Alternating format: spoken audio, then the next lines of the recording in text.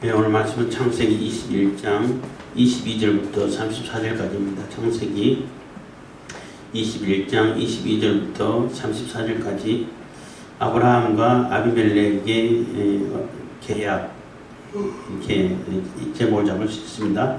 아브라함과 아비멜렉의 계약. 아브라함은 하나님의 택한 족속이고 믿음의 조상이라고 말할 수 있고, 아비멜렉은 블레셋 사람이 블레셋 땅의 블레셋 왕이라고 말할 수 있습니다. 말할 수 있는 게 아니라 블레셋 왕입니다. 이스라엘과 블레셋의 분쟁이 오래됐죠. 지금도 치열하고, 또 지금 가자 지구에서 하마스하고 이스라엘이 전쟁이 이루어지고, 전쟁이 일어나는 것도 항상 이게 블레셋 족속들이, 또 이렇게 하마스들이, 블레셋 다라고 아니라 할 수도 있어도 하마스 단체가 계속 도발을 해요. 싸우자고. 그래서 싸움을 하게 되는데, 전력 차이가 많이 나도 이 하마스 사람들은 막 엄청 잔인하게, 이번에는 굉장히 잔인하게 분노가 안 일어날 수 없도록 이렇게 했단 말이에요. 그래서 포로를 잡아가면 그 포로랑 교환하면 끝난다, 이런 생각을 한 것 같은데, 이번에는 절대 그렇게 안 끝내겠다 하고 이제 하마스를 다 해체시킬 때까지 한다, 이렇게 나가는데, 그러면서 항상 나오는 것이, 왜 이스라엘은 팔레스타인 사람들을 괴롭히냐 하는데, 사실 이스라엘이 팔레스타인 사람들을 괴롭히는 게 아니에요. 따져보면은 가자 지구에도 높이 담을 쌓고 살게 하고, 그 많은 인구를 거기만 살게 하고 이렇게 한 이유가 있어요. 왜냐하면 계속 공격을 해. 그 별거 안 되는 그 가상 로켓이라고 해가지고 그 로켓을 왜 쏘냐고. 그러면 이스라엘은 전투기가 와서 폭격하고 하는데, 그 가자 지구에는 물도 안 나, 전기 시설도 없어, 발전 시설이 없어. 그럼 어디서 오나요? 이스라엘에서 다 보내줘요. 보내주고 물 주지, 전기 주지, 살게 해주지. 그래서 하는 얘기가, 이스라엘 사람도 그렇고 팔레스타인 사람도 그렇고 서로 이스라엘이 다 없어져야 돼요. 없어질 때까지 싸울 거예요. 특히 하마스가. 이스라엘 사람들도 두 국가는 안 된다, 이렇게 얘기하는데, 이스라엘 사람들은 그 팔레스타인 사는 사람들이 사는 걸 반대하지는 않아요. 사는데 공격을 하지 말아라, 적대 행위를 하지 말아라, 무력 공격을 하지 말아라 하는 얘기인 거예요. 그래서 이스라엘 사람들이 얘기하는데, 만약에 팔레스타인 사람들이 무기를 내려놓으면 평화가 온다. 왜냐하면 우리가 그들이 사는 걸 거부 안 하니까 그냥 살게 해주고, 또 전기 필요하면 전기도 보내주고 물도 보내주고 다 살게끔 해준단 말이에요. 근데 만약에 이스라엘이 무기를 내려놓으면은 인종 청소가 들어갈 거라고. 이스라엘 사람들 다 죽인다는 거예요. 그런데 어떻게 무기를 내려놓냐. 그래서 정상적인 사람들은 이스라엘을 응원할 수밖에 없죠. 이스라엘은 그래도 전쟁 규칙도 지키고, 또 사람들이 상식선에서 그 사람들에 대할 때도 포로 대우해주고 이렇게 하는데, 그 사람들은 정말로 치사하고 또 교묘하고 잔인하게 이렇게 행동한단 말이에요. 그리고 병원이라든지 또 어린이집이라든지 이런 데 자기 무기 본부 만들어 놓고, 그러면 이스라엘 사람들이 공격 잘 못한다는 거죠. 근데 그 사람들은, 만약에 이스라엘 사람들이 병원이라든지 어린이집에 그런 본부를 만들었고 군사기지 만들어 놓으면 사정없이 때릴 거예요. 그리고 시체팔이 잘하고 좌파들하고 공산주의자들하고 너무나 비슷한데, 그래서 이번에도 전쟁할 때 병원에 병원 지하시설에 다 무기 생산 공장 만들어 놓고, 본부 만들어 놓고, 어린이집에도 다 그런 거 만들어 놓고, 그게 뭐냐는 거예요. 그게 얘기가 조금 딴 데로 생긴 것 같은데, 갑자기 이제 아비멜렉과 아브라함의 계약 내용이 나오니까, 그런 얘기가 나게 되는데, 뭐 어쨌든 간에 이제부터 블레셋하고 이스라엘하고 갈등이 있어졌나 싶은 생각이 들어서 얘기를 하는데, 오늘 창세기 21장 22절부터 34절까지는 그 두 계약이 나오는데, 이게 이 사건이 의미하는 것은 이 아브라함을 하나님께서 분명히 택하셨고, 하나님이 다스리는 족속이야, 그 부족이야, 먼저 크면은 나라야, 이렇게 되는 거예요. 하나님이 직접 이렇게 관여하시고 하나님이 직접 간섭하시고 하는 그런 나라이기 때문에 너희들 함부로 건들지 마 하는 얘기가 되는 거예요. 사실 아브라함도 이제 나름대로 부족이 좀 컸겠죠. 물론 그 자기 아들이라든지 혈육은 조금밖에 없지만은 그 뭐 종들이라든지 군사들이라든지 꽤 점점점 더 규모는 좀 커갈 수밖에 없겠죠. 그래서 소돔과 고모라에 거기 연합군하고 저기 어디죠? 그 연합군 국제전쟁에 일어났을 때 그 롯이 다 잡혀갈 때 롯에 자꾸 애착을 갖는 것은 혈육이 롯밖에 없잖아요. 그래서 자기 길리온 그 318명을 데리고 특공대를 가지고 기습해서, 그러니까 게릴라전을 했겠죠. 전면전은 못하죠. 어떻게 됩니까? 어쨌든 찾아오게 되고, 어쨌든 찾아와가지고 그 주변에 있는 부족들하고 또 동맹도 맺고 하는 그런 상황이다 보니까 나름대로 규모가 있는 부족이라고 봐야 돼요. 그러니까 아비멜렉이 와가지고 혼인동맹이라고 맺으려고 하고 같이 어쨌든 동맹을 맺어가지고 서로 이렇게 경계를 삼고 또 서로 침범하지 않도록 이렇게 이끌려고 하고 이런 노력이 있었던 것입니다. 그렇지만 하나님의 간섭으로 이렇게 사라에게 손을 대지 못하게 했는데, 어쨌든 그 사라를 보내주고 또 이삭이 태어나고 이런 과정, 그리고 심지어는 그 하갈하고 이스마엘을 내보냈더만 추방했다는 얘기예요. 다른 사람 볼 때는 추방이죠. 나가서 뭐 죽어라는 얘기나 밖에 안 되는 거예요. 물 한 통하고 그 뭐 먹을 거 좀 갖다 주고 나가라 하면은 어디로 가? 그래서 어쨌든 간에 이 이스마엘하고 하갈이 애굽으로 가다가 오늘 부엘세바 나오죠. 이 우물 곁에서 그때는 우물이 있었는데 또 우물을 발견을 못했어. 그래서 이제 뭐 소리를 지르는데, 이것이 그 블레셋 사람들이라든지 다른 이방 사람들은 이해가 안 간다는 거예요. 왜냐하면은 이스마엘도 자식인데, 물론 상속권은 짜게 준다 하더라도 자식이기 때문에 그 이스마엘로 인해 가지고 형성되는 그 세력들이 있는데 그것도 부족의 한 세력이 되거든요. 어쨌든 간에 혈육이 많고 자식이 많고 이렇게 세력이 점점 키워져 가야 되는, 키워야 굉장히 힘이 생기는 그러한 상황인데, 아브라함은 오히려 내보내면은 그래도 하나님께서 지켜주셔가지고 이 부족이 흔들리지 않고 오히려 건재해가고 오히려 더 탄탄해가는 그러한 모습을 봤단 말이에요. 그러니까 아브라함은 하나님이 함께 하셔가지고 하나님이 간섭하시는 하나님의 나라가 형성되는 그런 부족이야 라는 인식을 심어주게 됐다는 거죠. 그러니까 아비멜렉이 자기 군대 장관, 그러니까 뭐 군사령관이라고 말할 수도 있죠. 뭐 국방부 장관일 수도 있고, 어쨌든 데려와가지고 같이 계약을 하는 거예요. 사실 아비멜렉과 비골이 사실 갑의 위치에 있는 거 아닌가? 왜냐면 블레셋 땅에 아브라함이 들어와 사니까. 그래서 당신 이렇게 하시오 저렇게 하시오 해도 무력적인 힘에 의해서는 힘을 보게 되면 비교를 한다면은 블레셋이 훨씬 클 텐데, 근데 이거는 그렇지 않고 우리 절대 싸우지 말자, 우리 후손들까지 서로 공격하지 말자, 이렇게 을의 위치에서 서로 이렇게 계약을 이렇게 요청하는 그런 모습이라는 거예요.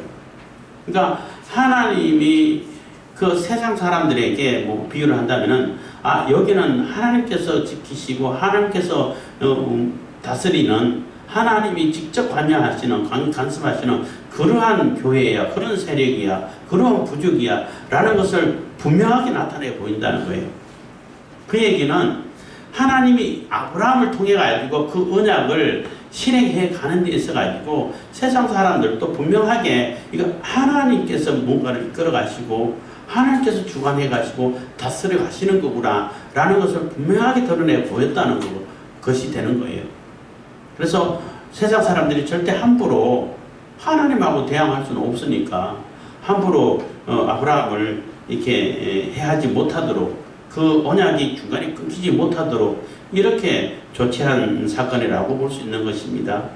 21장 22절입니다. 때에 아브라함과 그 군대 장관 비골이 아브라함에게 말라여 가로되 네가 무슨 일을 하든지 하나님이 너와 함께 계시도다 해서 네가 무슨 일을 심지어는 자기 그 생태 같은 아들이고 그것도 한 세력을 형성할 수 있는데 그 아들까지도 내보내면서까지도 그 부족이 흔들림이 없고 점점점 이렇게 강성하게 가는 그런 모습 볼 때에 저거는 보통 부족이 아니다.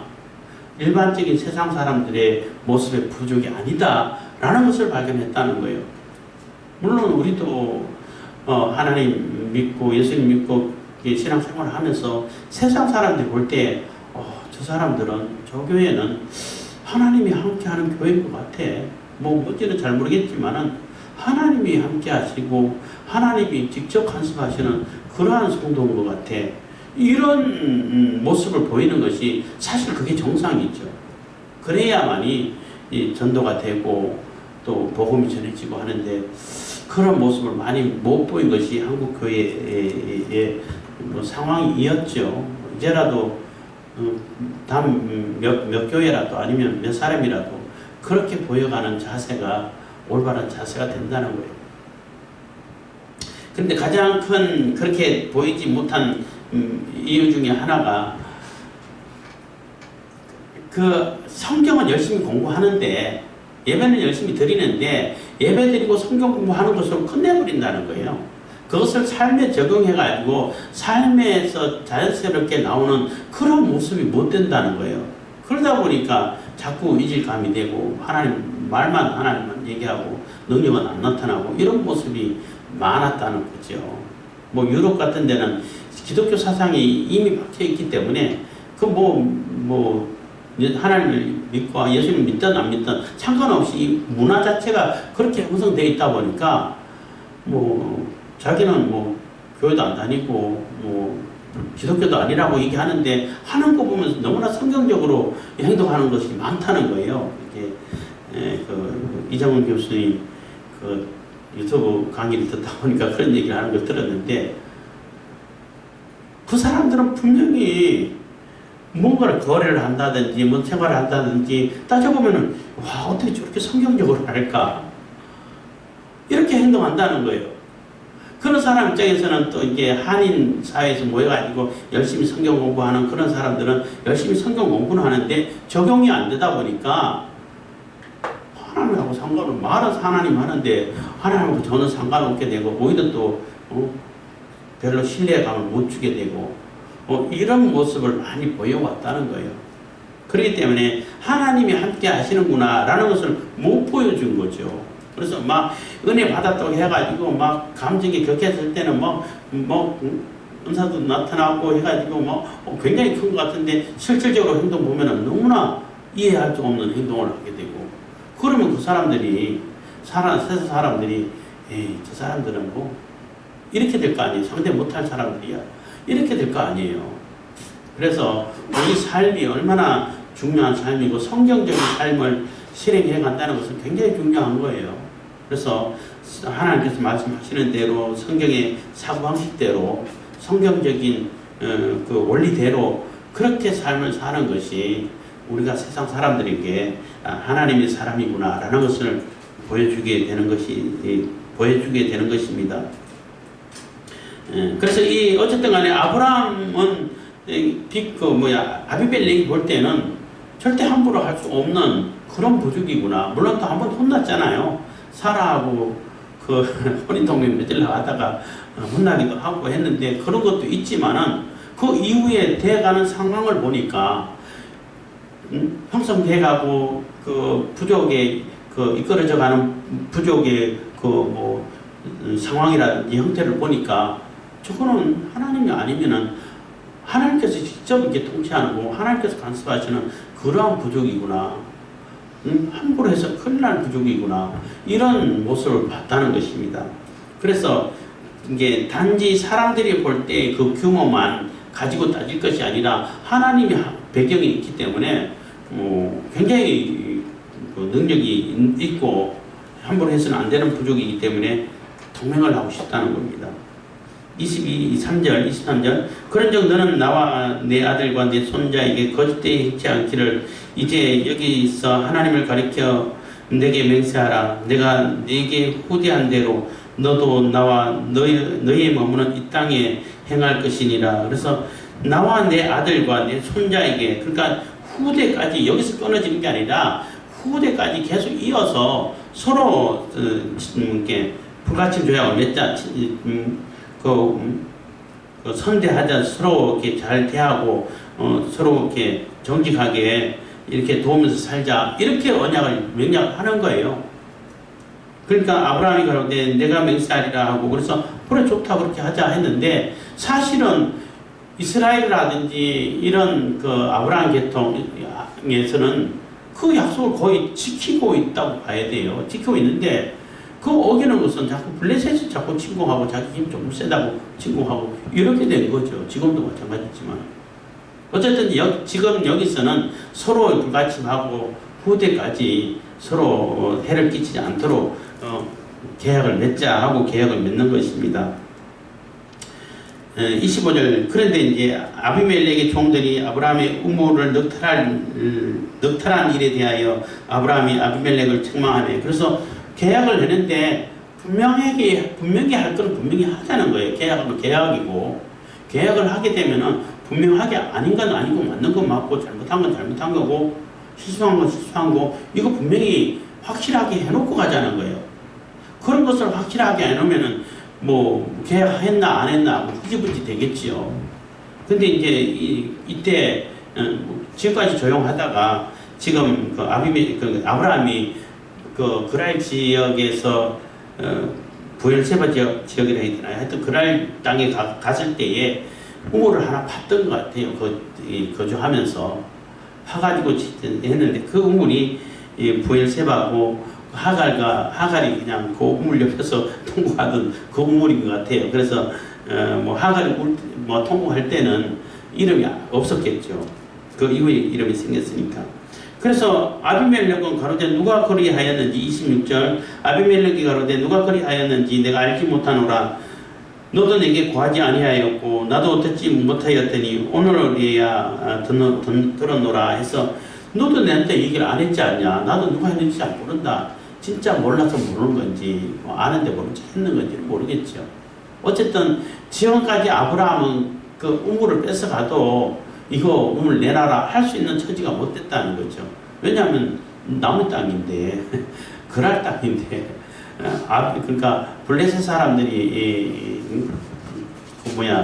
영향력을 끼치는 그러한 지역인데 뺏겨도 그냥 뭐 하나님께 맡기고 그냥 있었다는 것입니다. 근데 지금 계약을 맺자, 분명히 서로 해야지 말자, 서로 계약을 하자, 언약을 하자 라고 했을 때, 그럼 좋아, 언약을 맺자. 그러면은 내가 판 우물 이거 뺏어간 거 이거 분명히 하고 가자, 이렇게 확실하게 짚고 넘어가자는 것입니다. 27절 아브라함이 양과 소를 취하여 아비멜렉에게 주고 두 사람이 서로 언약을 세우니라. 그래서 언약을 세운 데 있어가지고 확실한 증거를 삼기 위해 가지고 내가 이 두 사람 소를 취하고 양과 소를 취해가지고 줄 테니까 분명한 언약이 계약이 성사됐다는 것입니다. 물론 뭐 과정은 양이나 소를 잡아놓고 반 쪼개가지고 두 사람이 사이에 지나가고 그래요. 그렇지만 따로 양과 소를 이렇게 취해가지고 내가 너희한테 줄 테니까 이 계약은 분명히 이제 살아있는 거야. 이 계약은 효력이 있어. 효력이 있다는 것을 증거하기 위해 가지고 소와 양을 줬다는 겁니다. 28절 아브라함이 7 암양 새끼를 따로 놓으니 아비멜렉이 아브라함에게 이르되 이 7 암양 새끼를 따로 놓으면 어찌미뇨 해서, 그런데 또다시 7 암양 새끼를 따로 이렇게 구분해가지고 또 따로 해가지고 또 주더라는 거예요. 이거는 뭐냐? 분명히 계약이 성사되고 계약이 효력이 있다라는 것을 분명히 하기 위한 증거로, 증거에, 그러니까 요즘 말로 하면 이렇게 보증금이라고 해야 되나요? 수수료라고 해야 되나? 그런 식으로 줬는데 왜 또 따로 이렇게 또 뭐 따로 떼가지고 하냐? 이렇게 질문한 겁니다. 아브라함이 가로되 너는 내 손에서 이 암양 새끼 7을 받아 내가 이 우물 판 증거를 삼으라 하고 31절 두 사람이 거기서 서로 맹세하였으므로 그곳 이름을 부엘세바라 이름하였더라. 그래서 너는 분명히 내 손에서 이 암양 7새끼 7마리도 완전하다는 뜻이면 7이 완전수니까 완전하는 뜻인데 받으라. 왜? 이 우물은 분명히 내가 팠다는 것을 증거하라는 거예요. 증거의 비용이라는 거죠. 누가 뭐래도 이건 내가 판 거야. 그것을 네가 뭐 너희 부족에게도 하고 누구에게도 얘기할 때 그건 아브라함 거야 라고 증거해 주라는 얘기. 그래서 그 비용으로 증거 비용으로 내가 7 암양새끼를 주겠다. 이건 완전하다는 얘기인 거예요. 부엘세바 할 때 부엘은 뭐 우물이라는 뜻이고 세바는 7이라는 뜻이에요. 7은 뭐 쉐바, 샤바 이렇게 해가지고 7 뭐 맹세하고 똑같은 얘기가 돼요. 같은 어원인데 그래서 이게 부엘세바 해가지고 뭐 맹세의 우물 뭐 이렇게 이름을 졌어요. 그래서 아브라함과 아비멜렉에 서로 언약을 했고 계약을 했기 때문에 맹세를 했기 때문에 이 우물을 가지고 맹세를 했잖아요. 그리고 이 우물은 분명히 아브라함 거야 라고 확실하게 해준 맹세를 했기 때문에 이 우물의 이름을 부엘세바라고 이름을 지었다는 것입니다. 그렇기 때문에 하갈이 막 울고 할 때 이스마엘하고 가가지고 울고 할 때는 이름이 없었죠. 없었고 아마 팠는데 그때 그 블레셋 사람들이 뺏어가지고 몰래 숨겨놓은 그런 상태가 아니었을까 이렇게 생각하게 되는 겁니다. 그들이 32절 그들이 부엘세바에서 언약을 세우며 아비멜렉과 그 군대 장관 비굴은 떠나 블레셋 족속 외의 땅으로 돌아갔고 아브라함은 부엘세바에 에셀나무를 심고 거기서 영생하시는 하나님 여호와의 이름을 불렀으며 그가 블레셋 족속의 땅에서 여러 날을 지내었더라. 그래서 이제는 다 헤어지고 다 이제 뭐 맹세 끝나고 돌아가고 아브라함은 거기서 부엘세바에서 에셀나무를 심었다니 에셀나무가 특이한 나무라 그래요. 굉장히 이게 좀 크기도 하고 그늘이 뭐 작은 숲이라고 말할 정도로 별명이 있다고 그래요. 그 나무에 크게 하고 근데 이 나무는 얼마나 생존력이 강하냐면은 뭐 소금기가 많아도 뭐 사막이라서 물기가 별로 없어도 산다고 그래요. 사는데 그 뿌리가 뭐 100m가 넘는 깊이로 뿌리가 파고 실뿌리겠지만 들어가가지고 그래서 이게 뭐 겉에는 아무리 메말라도 이게 뭐 죽지 않는다고 해요. 딱 뿌리 깊이 박아가지고 수분을 흡수하니까 뭐 밖에서는 그냥 사막이 되고 그냥 비가 오든 안 오든 상관없이 그래서 영원한 하나님을 이렇게 상징하기도 하고 영생하시는 영원히 살아계시는 하나님 여호와의 이름을 불렀더라. 그래서 여호와 하나님께서 나와 함께 계시고 그 하나님이 살아계셔가지고 계속 나를 지켜주시고 이 부족을 하나님 나라로 세워가시는구나 하는 그 믿음이 이제는 확실하게 아브라함에게 세워진 거지요. 그리고 아브라함이 어쨌든 우물 파가지고 뺏기긴 했지만은 그래도 그 우물이 이스마엘이 먹고 생존하게 되고 또 한 뭐 부족을 입을 수 있도록 만들어주기도 하고 이런 그 혜택을 이렇게 있게 되는데 어쨌든 그 우물을 중심으로 맹세를 하고 또 사람들에게 보여지고 그래서 영원히 살아계신 하나님이 증거될 수 있는 증거하는 그리고 그 하나님에 대한 신앙의 믿음이 이렇게 쑥쑥 자라가는 그러한 모습을 보게 된다는 거죠. 그래서 이제 22장에서는 그러한 믿음이 자란 그 상태에서 마지막 믿음을 확인하는 시험하는 그러한 장면이 나오는 것입니다. 기도하겠습니다. 사랑해 주시는 감사합니다. 이 시간에도 은혜와 복을 베푸시는 감사드립니다. 주님께서 저희에게 베푸신 은혜를